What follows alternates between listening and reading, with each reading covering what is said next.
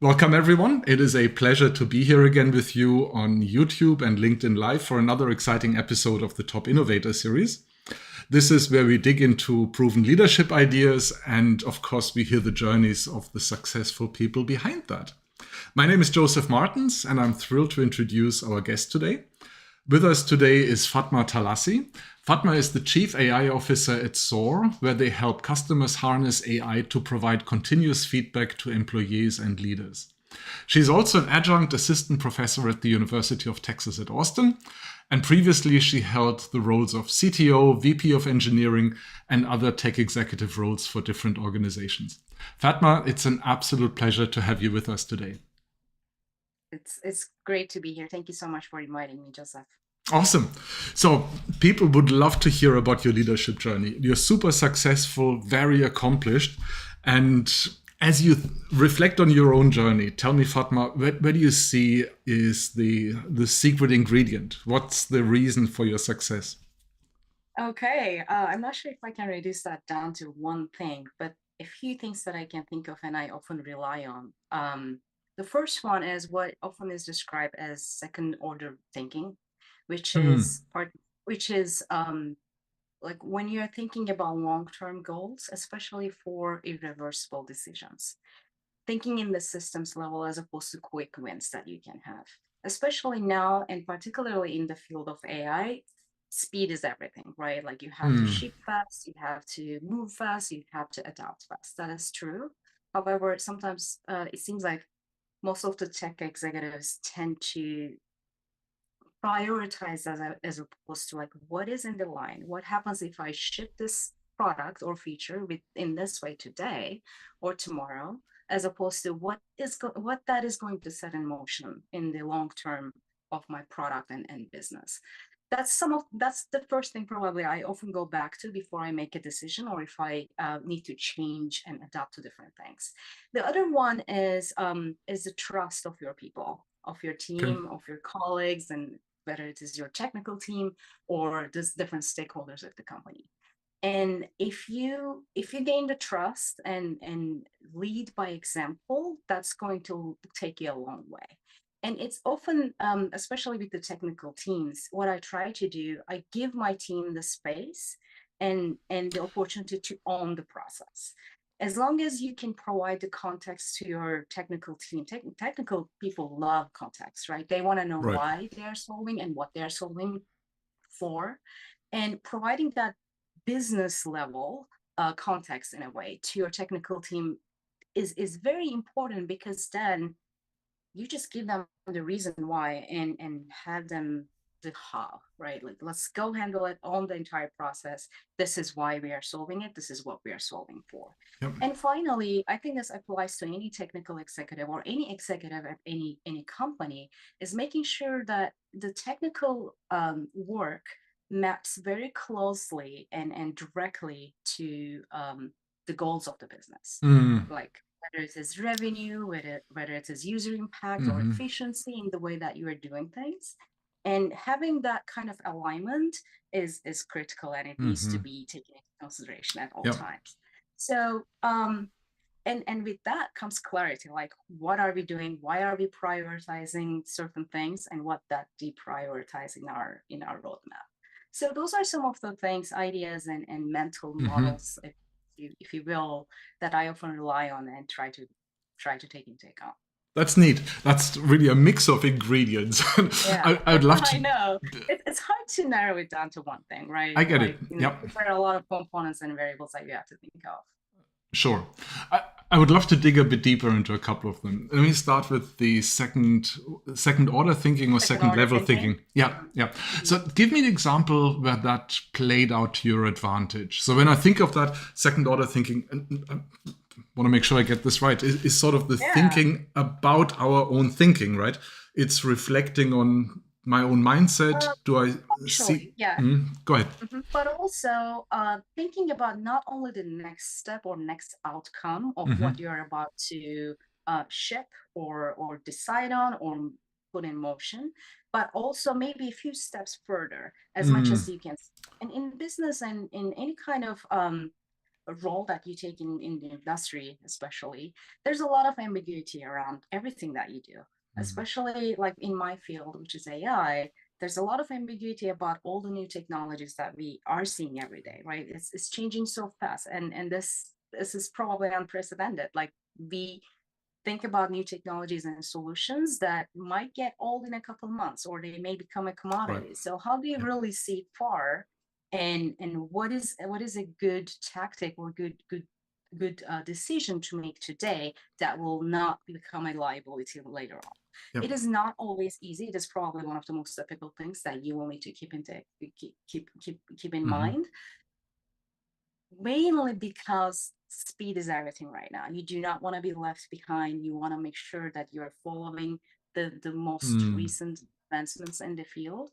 However, you also still need to take into account where the adoption comes in. So if you're shipping for the most recent thing, great. Like, we are on par with the recent developments, but if you're not paying attention to where human factor comes in, where does adaptation happen? Like, if you're only following the technical changes or advances or solutions and only looking at our performance metrics, we might actually Yeah. lose the point where the adoption happens. Because where adoption happens, Mm. at least in my experience and what I have seen around, is if you are able to get into where people, without any friction, they can change the behavior, they enjoy your product or services without having to deal with integrations and little issues and glitches and here and there. And for that, you might sometimes need to pause and focus on Yeah. the adoption that the people are going to Yeah. have, as Yeah. opposed to, okay, this is the most recent technology that I am going to ship today. Yeah. Yeah. Now, adoption, you connected with speed or being at the right speed. I think Yeah. it also has a lot to do with trust. And And you it's not, mentioned trust. right, I'm so sorry, but it doesn't also mean like you have to plan everything 4 months. I think those days are past now. But if the decision is irreversible and it will impact your business reputation, or it will introduce you to a big financial risk, you do not want to go that fast. Sure. Yeah. Yeah. Let me go to trust, because adoption has a lot to do with trust, right? And you mentioned trust as one of the ingredients in your success to in your journey as well. Tell me what you do to build trust. Right? Trust is sometimes this elusive thing that either we have it or we don't. But how do you create it? How do you make sure it grows? Yeah. So I'll give you the example from Mhm. how I try to create it in my technical team, the team that I am Mhm. directly leading. And the first thing that I do, I make sure that I'm not micromanaging anybody Mhm. unless they come and ask specifically for guidance on a low level. But what I try to do, here's the problem, go solve it. I don't care how you solve it. These are the things that Mhm. we pay attention to or we care about as a business. But I'm not interested in how we are going to solve it. And giving any individual team member, whether they are senior or junior Mhm. engineers, that kind of responsibility unleashes a lot of potential in people, and they know that they can own the process, they can be proud of it, they can like put in their 100% effort and motivation to it. That's part of it. The other part of, for me, as a technical leader, when I first got a technical leadership role, I thought I had to know everything. I thought I Mhm. had to be the Mhm. best engineer in the room. I had to be able to unblock everybody at any second, like the Mhm. second they come ask for help. But over time, I realized that that is not what makes you a strong leader. I think part of the things that makes you a strong leader or a solid leader, for so to say, is being able to say, "Hey, I don't know that yet, but this is how I am planning to go and solve it." And also being aware that where you are needed and where you're actually in the way. Talk Like, to me. maybe just step Mm. back and let the team handle, because they're all Yeah. talented and they all have their strengths. Just giving them that space to show their strength and not pretending that you know everything. Yeah. I certainly do not know everything, and I'm not afraid of saying so. But I probably Yeah. have a good idea about how to go learn it or get better at it. Yeah. So Yeah. those are some of the things that I try to build trust. And it also allows the team members to, like, feel safe about, oh, I guess it's okay to say I don't know if my team manager or my CTO is saying that, Yeah, I appreciate you saying that earlier on in your career, you had the sense that you have to know everything. And it was a matter of growth, of letting go of Right, that. right, yeah. Say a bit more about what that was like. I mean, it's never easy to let go of things, right? Especially if they are related to our identity. And for a lot of tech folks, being the smartest person in the room is part of the identity. It is part of. Well, I guess one of the good things was that I learned that I wasn't the smartest person in the room. And that was perfect because I knew that I could trust the team as much as they could trust me, and they could lead the way if they needed to. So, of course, when you are taking on leadership roles, being a very hands-on and technical person, it may in the beginning be hard or difficult to not to get into the low level of details how things are being implemented. I had I myself built from scratch from development guidelines for my teams when I first started. This is how we are going to code. And that was helpful because it got everybody on the same page, but it didn't have to be that detailed because people have come with different backgrounds, different level of experience, and they have their own style and the way that they function.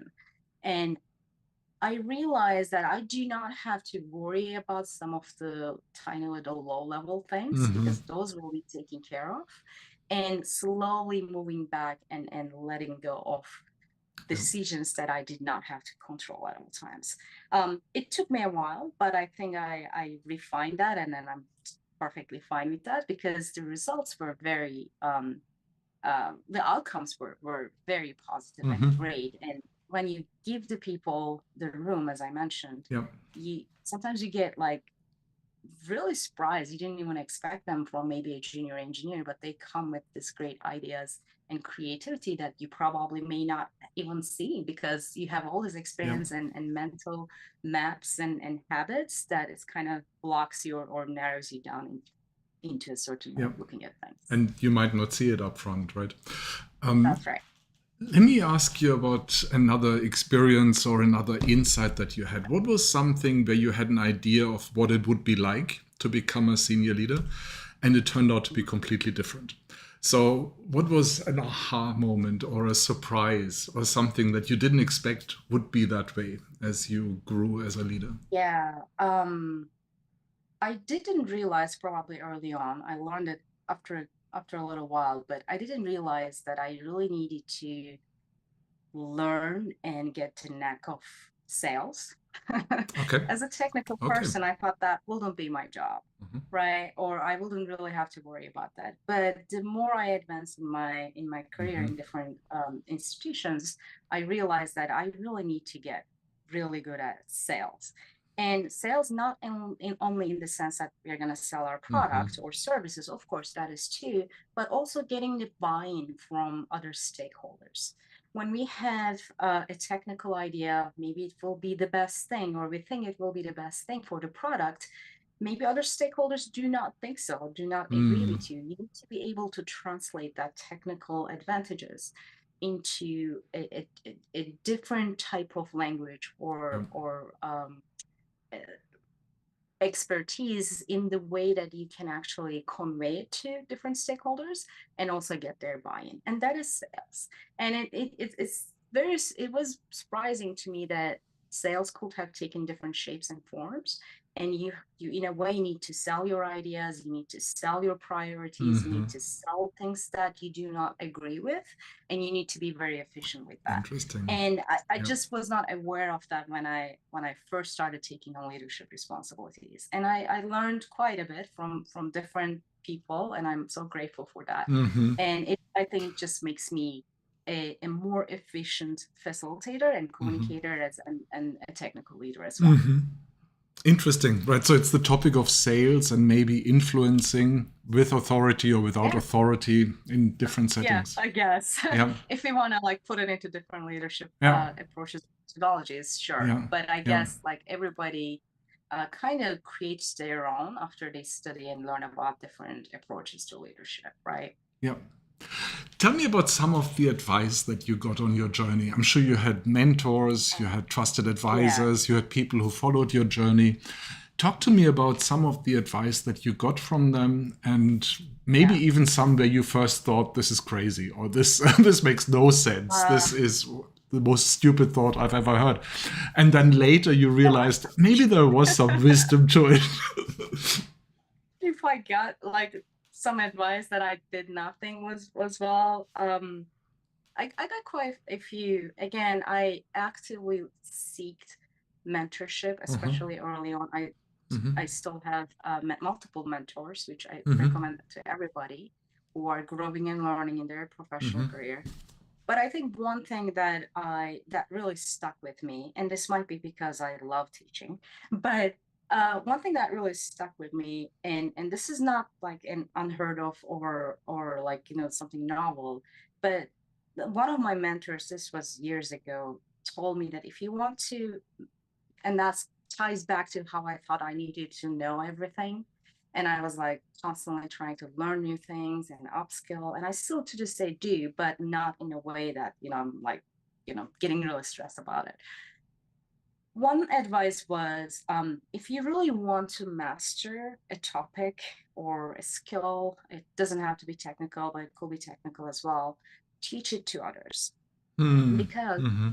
if when you try to teach complex ideas or topics or subjects to other people, you realize the gaps that you have in your thinking. Like you realize, oh, I actually maybe did not understand that aspect of this Hmm. process really well. Let me go learn it, and then so that I can teach it to others.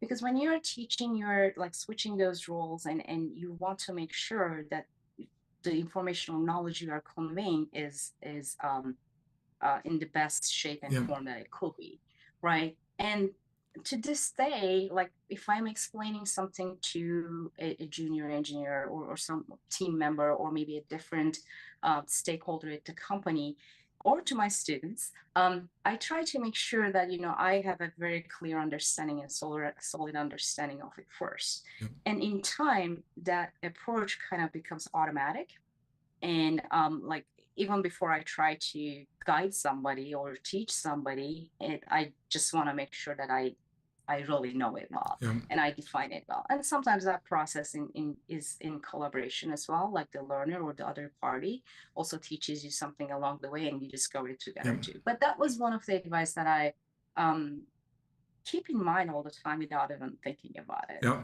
that's nice. Yeah, It takes a bit of courage as well, right? To step right into the right. teacher role, even if we don't know everything yet, and Yeah, we, yeah, yeah. to help us organize it. Forces you to Yeah, prepare really well. right. Of course, yeah. Yeah.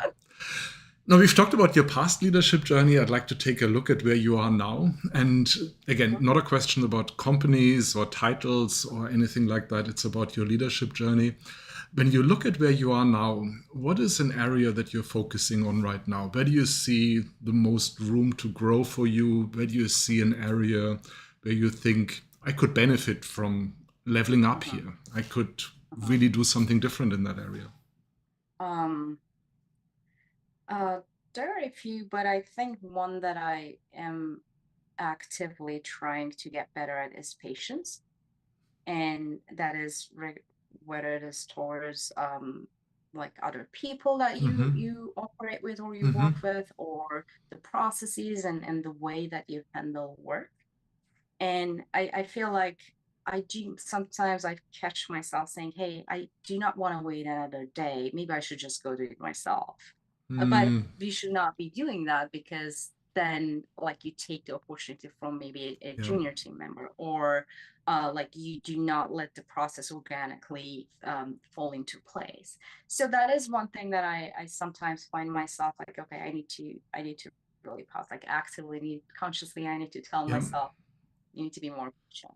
Yeah. And that is, I find that challenging at times, especially when you are racing against like the speed of the things, or if there's a client that needs something. Yeah.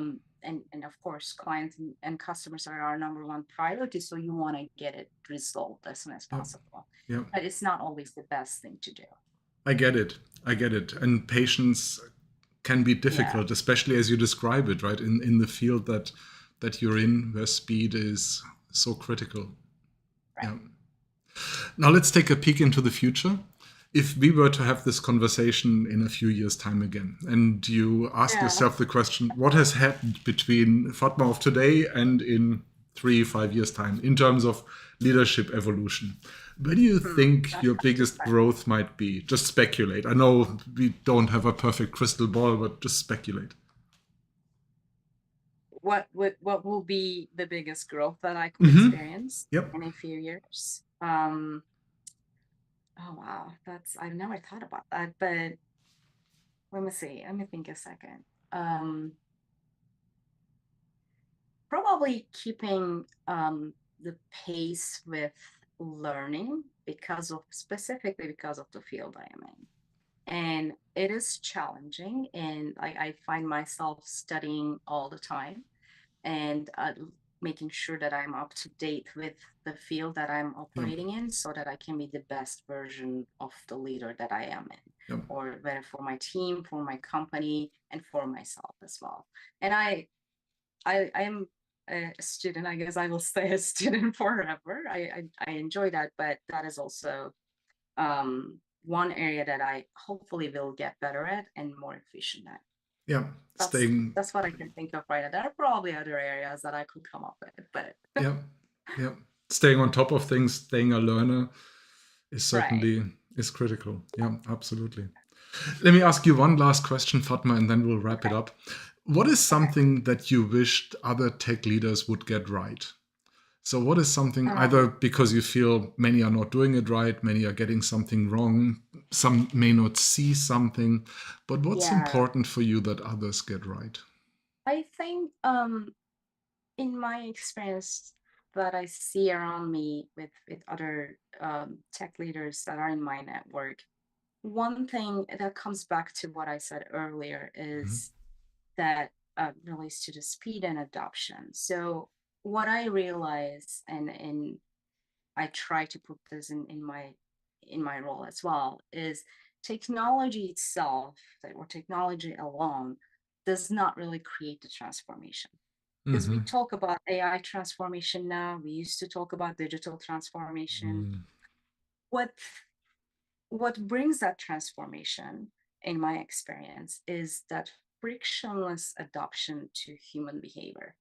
Like, if you are able to put your product or services into an existing workflow efficiently, or improving that workflow efficiently and without friction, that's where people will take notice and will buy your product or services. But what I see happening most of the time is, okay, we have this most recent AI technology. Let's say, like an example, let's use voice cloning, or like lip Okay. syncing, and Okay. all these like really cool technologies that Mhm.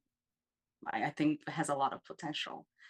But if we are not getting, or introducing those technologies of our products and services in a way that will change the behavior, or change the way that people, customers, and clients have been doing things, um, without having to, I don't know, create like clicking 10 different buttons, or like creating new workflows in their Mm. daily processes, um, then we are going to have adoption. And I don't think that is being noticed as often as it should be. And I think I understand why, because there's a lot of pressure in companies and Yeah. businesses, especially on tech leaders, to to just adopt whatever is new and Just go. integrate it into the Yeah. product. But what we need to pay more attention to, and we are doing that in our company, luckily, is just focusing on how we can bring this, or integrate it into our tool or product or services and having a user experience that is frictionless. They do not have to do a single thing extra to actually experience that new advanced that we integrated into our product. Yeah, I like that. So back to the focus on getting it right for the customer and Right. not necessarily. Yeah. Nice. Fatma, thank you so much. It's been an absolute pleasure having you and hearing about your journey. Thank you. Likewise, it was a pleasure. Thank you so much. Awesome. To everyone else out there, please remember to like, subscribe, share the video, and most importantly, be back for our next episode of the Top Innovator series. And until then, keep your brain cells active.